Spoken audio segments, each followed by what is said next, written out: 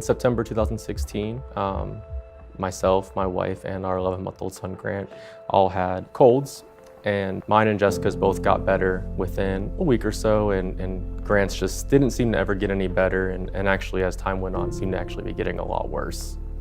We started noticing his lymph nodes were swollen in his neck, and so we took him back to the doctor after waking up with his right eye completely swollen, and she sent us for some lab work.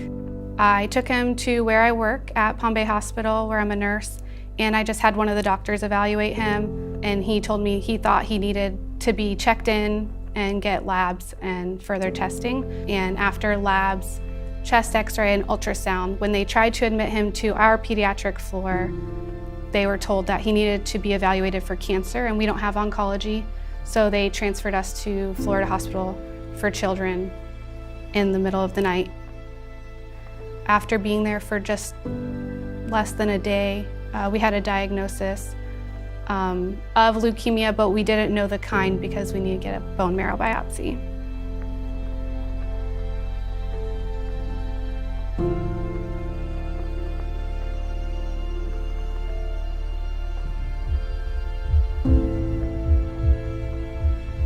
We continued chemo for 56 days, and we were able to continue the bone marrow biopsies and lumbar punctures inpatient with the chemo until we were discharged on Christmas Eve. 2 weeks before we started with these colds, we actually found out that Jessica was pregnant again. And when Jessica was 36 weeks pregnant, we found out that Grant had relapsed again, and we knew that the cord blood was an option if the baby was a match to do his stem cell transplant.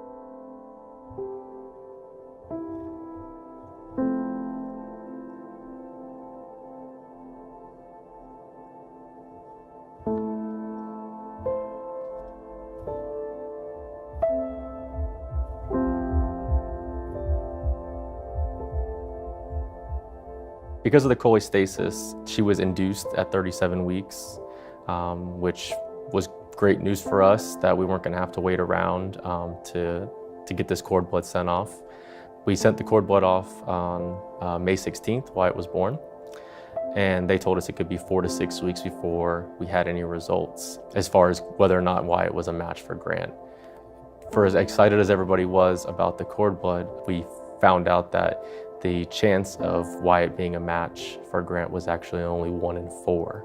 So it was still kind of a long shot, but it was at least a chance for him. About 4 weeks later, we got the call from Dr. Kelly to let us know that the results had come in and that Wyatt was a perfect match for Grant. The transplant process for him went very smoothly, and we were told after his bone marrow biopsy in August that he is in remission and he's 98% Wyatt cells, which is great news for us. My hopes for Grant, number one, of course, is for him to stay leukemia and cancer-free and just grow up and be everything that, he was born to be. Grant is the best big brother ever. If Wyatt is crying, he wants to know why he's crying, and he wants to get him his pacifier and make him better.